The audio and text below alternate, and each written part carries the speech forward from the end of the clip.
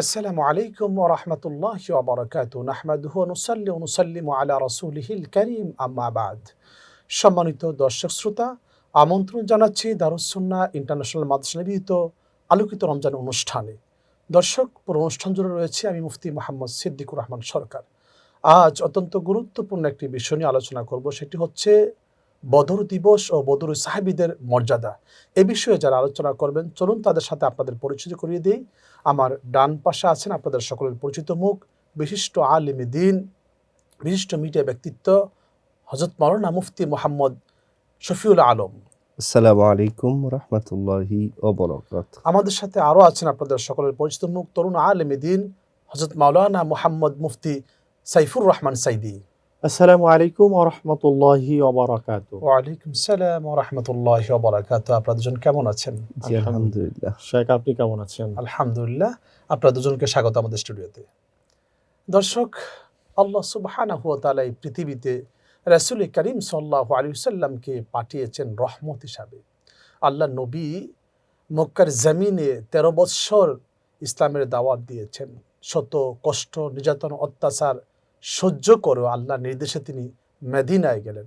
সেখানে যাওয়ার পরও যখন তিনি দেখলেন যে অমুসলিম যারা আছেন তারা ওনার পিছু ছাড়ছেন না, অন্যায়ভাবে মুসলমানদের উপর অত্যাচার নির্যাতন চালিয়ে যাচ্ছেন, মুসলমানদেরকে একা পেলে তাদেরকে অত্যাচার করেন, তাদের উপর নির্যাতন করেন, মুসলমানদের ফসলের জমি নষ্ট করে দেন, মুসলমানদের সেই পশু, বকরি, ভেড়া এবং উট তারা ধরে নিয়ে যান।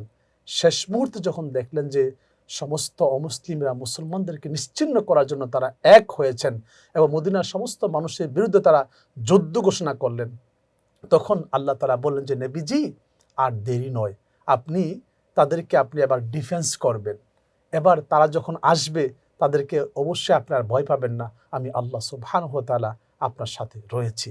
সেই প্রথম ইসলামের প্রথম যে যুদ্ধ, তার নাম হচ্ছে বদর যুদ্ধ। আজকে সেই পবিত্র বদর দিবস, যে দিনের গুরুত্ব, ফজিলত, মাহাত্ম্য অত্যন্ত বেশি। আমরা সেই বদর দিবস নিয়ে কথা শুনবো ইনশাল্লাহ। আমরা শুরুতে যাচ্ছি আমাদের প্রিয় আলোচক মুফতি মোহাম্মদ শফিউল আলম আপনার কাছে। বদর দিবস নিয়ে আপনি বলবেন। আলহামদুলিল্লাহ আলহামদুলিল্লাহ ওয়া শুকরিল্লাহ ওয়া সালাতু ওয়া সালামু আলা রাসূলিল্লাহ ক্বালা আল্লাহু সুবহানাহু ওয়া তাআলা ফি কালামিহিল মাজিদ ওয়া ফুরকানিল হামিদ ওয়া লাকাদ নাসারাকুমুল্লাহু বিবাদরিন ওয়া আনতুম আযিল্লাহ। পৃথিবীর জমিনে ঐতিহাসিক একটি দিন, যেটার মাধ্যমে ইসলামের বিজয় সূচিত হয়েছে। আপনি দেখেন, বুখারী শরীফের একটি অধ্যায় আছে কিতাবুল মাগাজি। ওখানে প্রথমেই কিছু যুদ্ধের কথা বলা হয়েছে। তো সেটা হচ্ছে খণ্ডিত যুদ্ধ ছিল, কিন্তু সেটা পূর্ণাঙ্গ যুদ্ধ ছিল না, সেটা গাজওয়া না। কিন্তু গাজওয়া বলতে পূর্ণাঙ্গ যুদ্ধ, যেখানে আল্লাহ রসুল সরাসরি সম্পৃক্ত হয়েছে, নিজেই নেতৃত্ব দিয়েছেন। এই গাজওয়া প্রায় 29টি গাজওয়া, তার মধ্যে অন্যতম হচ্ছে বদরের যুদ্ধ। এই বদরের যুদ্ধটি আমরা ইসলামের মধ্যে অন্যতম একটি প্রারম্ভিক সূচনা, কিন্তু আল্লাহ পাক বিশাল একটি বিজয় দিয়েছেন। বদর শব্দটা আমরা যদি একটু ক্লারিফাই করি তাহলে আমরা স্পষ্ট হব। বদর মানে হচ্ছে স্বচ্ছ পানিকে বলা হচ্ছে, যেটা লাইলাতুল বদর অর্থাৎ পূর্ণিমার চাঁদকেও বদর বলা হয়। যে যুদ্ধটা ইসলামের সর্বপ্রথম সংগঠিত হয়েছে, এটা বদর নামক জায়গায়। ওই জায়গায় একটি কূপ ছিল, যেখানে মোটামুটি পানিগুলো শুরুতে অস্বচ্ছ থাকলেও পরবর্তী পরিষ্কার হয়ে একেবারে স্বচ্ছ পানি দেখা মিলেছে। তো ওই জন্য এটার নাম বদরের যুদ্ধ হিসাবে পৃথিবীতে প্রসিদ্ধ এবং আল্লাহর নামকে কেন্দ্র করে। জি জি। আরেকটু হচ্ছে, আমরা বুখারী শরীফের যে হাদিসখানার মধ্যে প্রথমেই বদরের যুদ্ধ সম্পর্কে কিতাবুল মাগাজির মধ্যে এনেছেন যে আল্লাহ রসুল সাল্লাল্লাহু আলাইহি সাল্লাম পৃথিবীর জমিনের মধ্যে যখন ইসলামের একেবারে প্রচার এবং প্রসার হয়ে যাচ্ছে, তখন কাফেররা ষড়যন্ত্র শুরু করলো যে তারা ইসলামকে একেবারে নিশ্চিহ্ন করে দেবে। যেই পৃথিবীর জমিনে উতবা, সাইবা, কাফেরদের যারা প্রধান সেনাপতি ছিল, তাদের মধ্যে 24 জন। বুখারী শরীফের হাদিস ইমাম বুখারী রাহমাতুল্লাহ যেটাকে সনাদিনে কুরাইশ বলছেন, যে কুরাইশদের যারা প্রতিনিধি, সর্বোচ্চ নেতা, যারা দারুন নাদওয়ার মধ্যে ষড়যন্ত্রে লিপ্ত ছিল, তাদের মধ্যে আবু জেহেল ছিল, যিনি প্রধান, যাকে আবুল হেকাম বলা হতো। কিন্তু আল্লাহ রাসূল ইসলামের বিরোধিতা করার কারণে তাকে আবু জেহেল নামে প্রসিদ্ধ। তাদের ব্যাপারে আল্লাহ রাসূল সাল্লাল্লাহু আলাইহি ওয়াসাল্লাম আগেই বলে দিচ্ছেন যে এই জায়গার মধ্যে আবু জেহেল মারা ইন্তেকাল যাবে, করবে। মারা যাবে, এই জায়গার মধ্যে মারা যাবে উতবা, এখানে সায়েবা, এইভাবে আল্লাহ রসুল আগ থেকেই সেটাকে আইডেন্টিফাই করে দিচ্ছেন। সাহাবাই কেরাম তো আশ্চর্য হয়ে গেলেন। আর একটু বেশি আমরা লক্ষ্য করি কোরআন এবং হাদিসের পুরোটা একটা মিল যদি আমরা দেখি, যে বদরের যুদ্ধের মধ্যে আল্লাহ রাব্বুল আলামিন আসমান থেকে এই আয়াতে কারিমার পাশে, যে আমি কি আলাইয়াকফিকা কুমুল্লাহ, তোমাদের জন্য আমি আল্লাহ কি যথেষ্ট না, আইয়ুমিদ্দাকুম, যে তোমাদেরকে তৈরি করার জন্য, বিসালাসাতে আলাপ বলছেন যে ৩,০০০ তোমাদের জন্য আমি পাঠাবো। আবার বলছে ৫,০০০ তোমাদের জন্য একেবারে স্পষ্ট করে দিব, তাদের জন্য প্রস্তুত করে রাখবো কিনা, যে ৩,০০০ তো যাচ্ছে মাঠে, এবং ৫,০০০ আমি তোমাদের জন্য প্রস্তুত করে রাখবো। যে ইসলামের মধ্যে যারা ছিল ১,০০০ আর মুসলমান ছিল ৩১৩ জন, যেটা কোরআনের অর্থাৎ ভাষায়। এই বদর যুদ্ধে মুসলিম সৈন্য সংখ্যা ছিল মাত্র ৩১৩ জন নিরস্ত্র, জি জি আর অপরদিকে সশস্ত্র ছিল ১,০০০-এর অধিক অমুসলিম সৈন্য সংখ্যা। জি। আপনি চমৎকার বলছেন, আপনার কাছে আমি আসবো।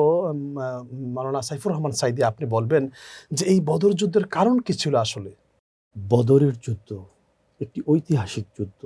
এই যুদ্ধ হচ্ছে ইসলামের ইতিহাসে এক গুরুত্বপূর্ণ যুদ্ধ। এই বদরের প্রান্তরের ঐতিহাসিক সবথেকে মূল যে ঘটনাটা, যে রসুল আরবি সাল্লাল্লাহু আলাইহি ওয়াসাল্লাম মসজিদে নববীতে ফজরের নামাজ আদায় করলেন। এরপরে সাহাবাই কেরামদেরকে নিয়ে তিনি বদর প্রান্তরে উপনীত হলেন। আমরা হাজী সাহেবরা যখন মক্কা আল মোকাররমাতে যাই, মদিনায় আসার পথে গাড়িতে হাতে ডান পাশে এই বদর প্রান্তর যে জায়গাটা অবস্থান রয়েছে। অবস্থান রয়েছে, ওই জায়গায় বদরের পাশেই একটা জায়গা আছে, একটা পাহাড় আছে, যে পাহাড়টাকে বলা হয় জেবালে মালায়েকা, অর্থাৎ ফেরেশতাদের পাহাড়। তো এই জায়গায় এই যুদ্ধটা সংগঠিত হয়েছে। তো আল্লাহ রসুল সাল্লাল্লাহু আলাইহি ওয়াসাল্লাম এই মসজিদে নববী থেকে বদর প্রান্তরে সাহাবাই কেরামদেরকে নিয়ে গেলেন। ৩১৩ জন মাত্র সাহাবী। এই ৩১৩ জনের মধ্যে ২ জন সাহাবী ছিলেন একদম ছোট, যাদেরকে নাবালেগ বলা হয়, অর্থাৎ মাস এবং মুআব্বাসও বলা হয়। তো এই ২ জনের হাতেই কিন্তু আবু জাহেল সহ আপনার ইসলামের চিরন্ত দুষ্টরা সেখানে কি হয়েছে, নিহত হয়েছে। তো আল্লাহ রসুল সাল্লাল্লাহু আলাইহি ওয়াসাল্লাম বদরের প্রান্তরে দাঁড়ালেন। দাঁড়িয়ে প্রথমেই আল্লাহ রাব্বুল আলামিনের দরবারে তিনি হাত তুললেন। হাত তুলতে গিয়ে আল্লাহ রসুল আস্তে আস্তে করে যখন হাত তুলছিলেন, আল্লাহ রসুলের বগলের নিচ দেখা গেল, আল্লাহ রসুলের গায়ের চাদরটা মাটিতে পড়ে গেল। আবু বকর রাদিয়াল্লাহু তাআলা আনহু আল্লাহ নবীকে জড়িয়ে ধরলেন আর বললেন, ইয়া রাসূলুল্লাহ, ইয়া হাবিবাল্লাহ, আমি আবু বকরের বিশ্বাস আল্লাহ আপনার দোয়া কবুল করেছে। নাসারাকুমুল্লাহু বিবাদরিন, আল্লাহ রাব্বুল আলামিন তখন এই বদরের প্রান্তরে সাহায্য শুরু করে দিলেন।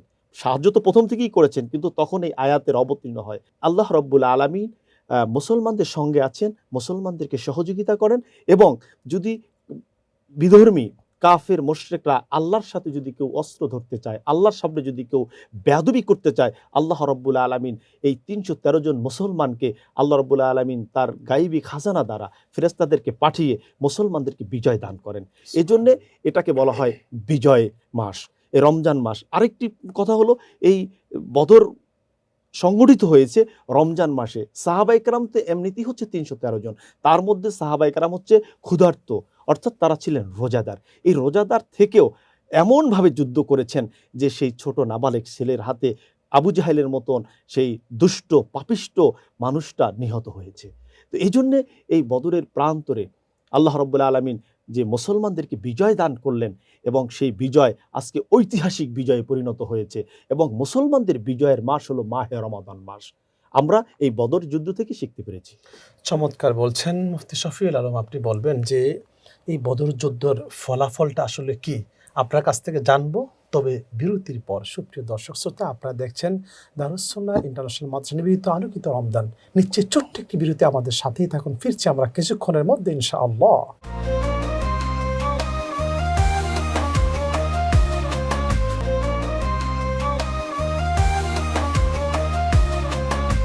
আলহামদুলিল্লাহ, সুপ্রিয় দর্শক শ্রোতা, বিরতির পর ফিরে আসলাম আপনাদের প্রিয় অনুষ্ঠান দারুস সুন্নাহ ইন্টারন্যাশনাল মাদ্রাসা নিবেদিত আলোকিত রমজানে। দর্শক, আমরা আলোচনা করছিলাম বদর দিবস এবং বদরি সাহাবীদের মর্যাদা নিয়ে। মুফতি শফিউল আলম, আপনার কাছে জানতে চাচ্ছিলাম যে বদরের যুদ্ধের ফলাফলটা কি হয়েছিল? দেখুন, ইসলামের মধ্যে এই যুদ্ধের মাধ্যমে ইসলামের যে দ্বার সূচিত হয়েছে, বিজয়ের দ্বার, একেবারে চলমান ধাবমান পানি যেভাবে প্রবাহিত হচ্ছে, ইসলামের বিজয় এভাবে শুরু হলো, প্রবাহমান, আর কখনো এর প্রতিবন্ধকতা আসেনি, এসেছে সেটাকে আরও ধাবমান করে নিয়েছে।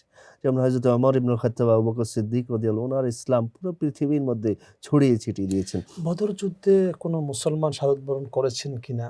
যে এখানে 14 জন আমাদের সাহাবায়ে কেরাম শহীদ হয়েছেন, যাদের ব্যাপারে স্পেশাল আল্লাহ পাক তাদের জন্য ব্যবস্থা করে দিয়েছেন, গাসিলুল মালাইকা, যেটা পরবর্তীতে জি। হয়েছে।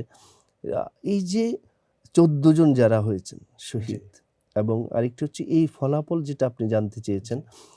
প্রথম ফলাফল হলো কুরাইশদের দাম্ভিকতা চূর্ণ হয়েছে। তারা বলেছে যে আমরাই সেরা, আমাদের মতো আর কেউ নেই, যারা পৃথিবীর জমিনের মধ্যে এত বেশি মানে এত অস্ত্র যাদের কাছে ছিল, অর্থাৎ অস্ত্র বলতে ওই সময় তো তাদের ঘোড়া ছিল অনেক, তাদের তরবারি, তরবারি ঘোড়া, ছিল, হাতি সবই ছিল। সবকিছু ছিল, কিন্তু আল্লাহ রাব্বুল আলামিন এমনভাবে তাদেরকে দেখিয়েছেন যে সাহাবায়ে কেরাম দেখতেছে হঠাৎ করে তার কাফের মাথা চলে যাচ্ছে। তারা কিন্তু তরবারি উঠিয়েছেন, আগেই কিন্তু মাথা চলে যাচ্ছে।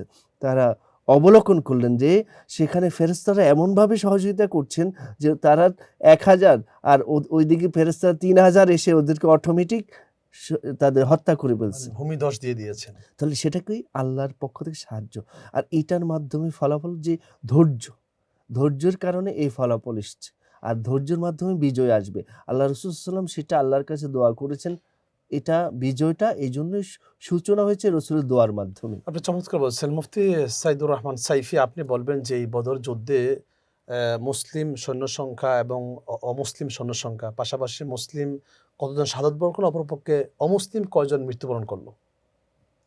জি, বিজ্ঞ উপস্থাপক, আপনাকে ধন্যবাদ। বদরের যে যুদ্ধ সংঘটিত হয়েছে, এই বদরের যুদ্ধে মুসলিম সংখ্যা ছিল আল্লাহ রসুল ৩১৩ জন। সাল্লাল্লাহু আলাইহি সাল্লাম সহ ৩১৩ জন, আর কাফেরদের ছিল 1000 বা তার অধিক। কিন্তু মুসলমানের মধ্যে 14 জন শাহাদাত বরণ করেছেন।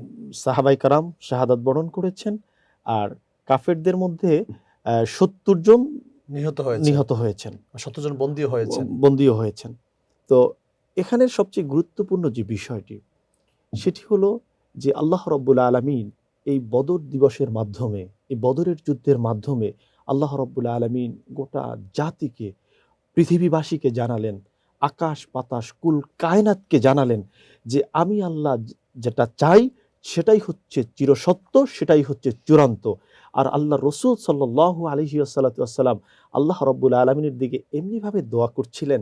তো আল্লাহ রাব্বুল আলামিন আল্লাহর নবীর উপরে ওহী নাজিল করে বললেন, হে রসুল, আমি কি আপনাকে সাহায্য করিনি বদরের প্রান্তরে? সুবহানাল্লাহ। অতএব মুসলমানের ভয় পাওয়ার কোনো কারণ নাই।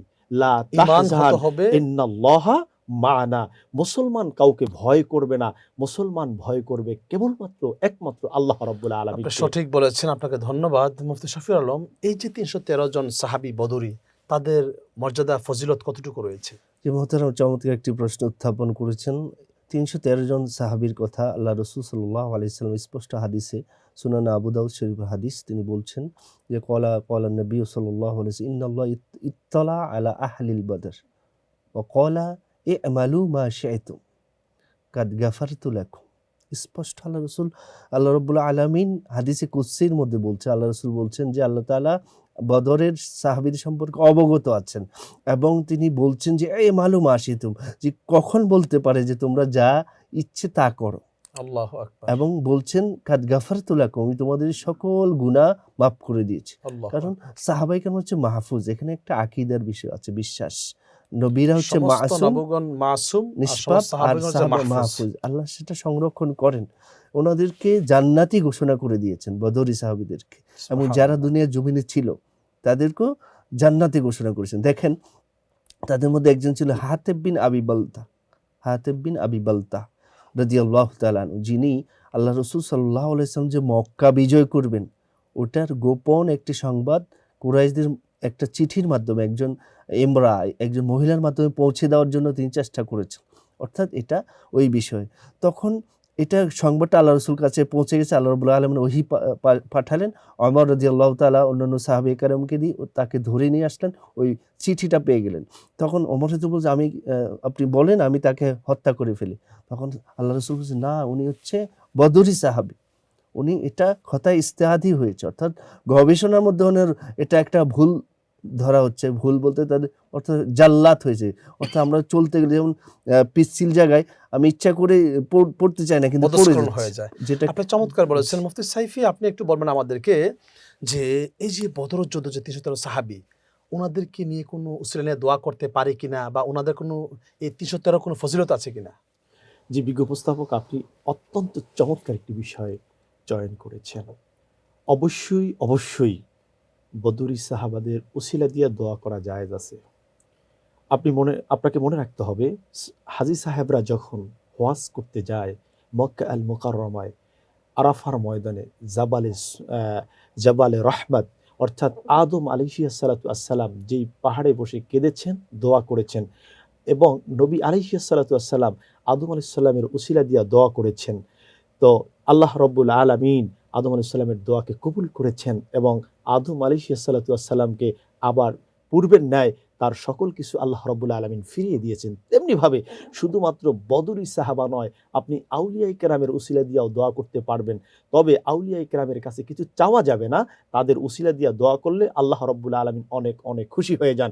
আর যেইখানে বদরি সাহাবারা হচ্ছে জান্নাতি সাহাবা, এখানে আল্লাহ রাসূল সাল্লাল্লাহু আলাইহি ওয়াসাল্লাম বলছেন যে যেই ব্যক্তি ঈমানের সাথে আল্লাহ রসুলকে দেখলো তিনি সাহাবী। আপনি সাহাবী। চমৎকার বলছেন। মুফতি শফি, আপনি যদি আমাদেরকে বলেন যে এই যে ৩১৩ জন সাহাবী বদরি, আমরা দেখি অংশ বদরি ফান্ড করে বিভিন্ন সংগঠন করে, এর ফজিলত কি?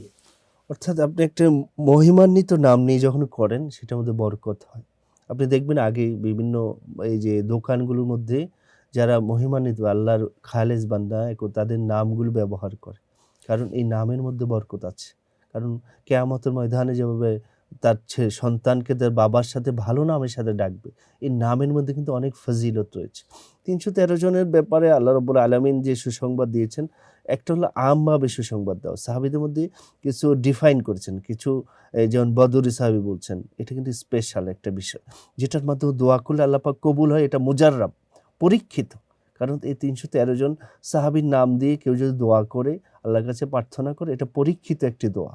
পাশাপাশি রোগ শেফা হয়। কেউ আমাদের দর্শক যারা শুনছেন, তারা যদি এই বিষয়টা যদি যে আমরা শুনলাম কিন্তু আমরা মানলাম না, কিন্তু আপনি পরীক্ষা করেন, দেখেন আল্লাহ পাক আপনার দোয়া কবুল করে কিনা, কিন্তু সেটা ঈমানের সহিত করতে হবে, বিশ্বাস করে। চমৎকার। দুজনকে অসংখ্য ধন্যবাদ আমাদেরকে সময় দেওয়ার জন্য। সুপ্রিয় দর্শক শ্রোতা, আসলেই বদর দিবস এবং বদরের সাহাবীদের মর্যাদা অনেক বেশি। রাসূল করিম সাল্লাল্লাহু আলাইহি ওয়াসাল্লাম এই পৃথিবীতে আসলেন তামাম সৃষ্টিগুলোর জন্য রহমত হয়ে, কিন্তু অনেক মানুষ সেটা বুঝতে পারলেন না। মক্কার অমুসলিমরা এবং মদিনার আশেপাশে বহু মুসলিম, তারা ষড়যন্ত্র করল মুসলমানদেরকে পৃথিবীতে নিশ্চিহ্ন করে দেওয়ার জন্য।